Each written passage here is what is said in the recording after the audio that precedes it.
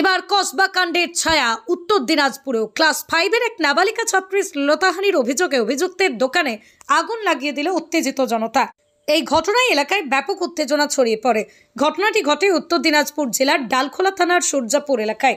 অভিযুক্তের নাম মনীষ অধিকারী। কসবা কাণ্ডের ছায়া উত্তর দিনাজপুরের সূর্যাপুর হাই স্কুলের 5ম শ্রেণীর এক ছাত্রীকে শ্লীলতাহানি করে বিদ্যালয়ের অস্থায়ী কর্মী। ঘটনাটি ঘটে সোমবার বিকেলে। বাড়িতে ফিরে ওই নাবালিকা তার অভিভাবকদের পুরো বিষয়টি জানায়। মঙ্গলবার ঘটনার প্রতিবাদে মনীষ অধিকারী নামে ওই অস্থায়ী কর্মীর দোকানে ভাঙচুর করে জ্বালিয়ে দেয় গ্রামবাসী। এরপরই তারা বিদ্যালয়ে বিক্ষোভ দেখায়। ঘটনার খবর পেয়ে ডালখোলা থানার পুলিশ ওই অস্থায়ী কর্মী মনীষ অধিকারীকে গ্রেপ্তার করে। জানা গেছে ওই অস্থায়ী কর্মী রাজ্যের শাসক দলের অত্যন্ত ঘনিষ্ঠ কর্মী। শাসক দল পরিচালিত বিদ্যালয় পরিচালন সমিতি তাকে অস্থায়ী কর্মী রূপে বিদ্যালয়ে নিয়োগ করে। সোমবার ওই ছাত্রী অফিসে বই আনতে গেলে তাকে জড়িয়ে ধরে মনীষ এবং গোপনাঙ্গে হাত দেয়। এরপরই নাবালিকাকে শাসানো হয় বিষয়টি কাউকে না বলতে।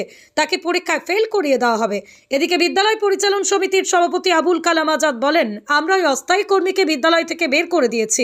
বিষয়টি সোমবারই শুনেছি, তবে কেন সোমবার এখানে অভিযোগ দায়ের করা হয়নি প্রশ্ন করা হলে তিনি বলেন, আমরা বিষয়টি পরিচালন সমিতির সবাইকে জানিয়ে তারপর থানায় করব ভেবেছিলাম অভিযোগ। তার আগেই জনরোষ দেখা দেয়, তবে ইতিমধ্যেই পুলিশ অপরাধীকে গ্রেপ্তার করে নিয়ে গিয়েছে। আমার মেয়ে ক্লাস 5-এ পড়ে, 10 বছর বয়স ওর। ও স্কুল থেকে বাড়ি গেছে, আমাকে সারাদিন কিছু বলেনি।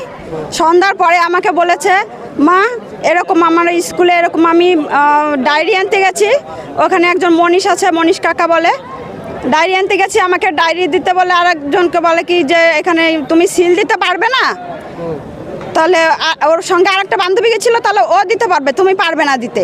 আমার মেয়ে দরজায় দাঁড়িয়েছিল, সেখানে আমার মেয়েকে জড়িয়ে ধরে দুধ চেপে ধরেছে।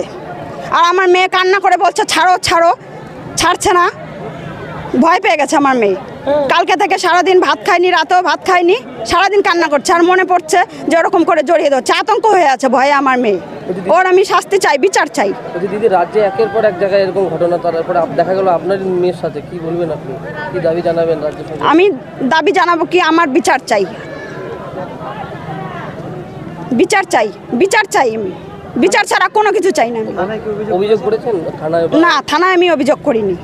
আমাদের হাতে তুলে দেন। থানায় অভিযোগ করব না, আমাদের হাতে তুলে দেন, তারপরে বাদ বাকি যেটা করব।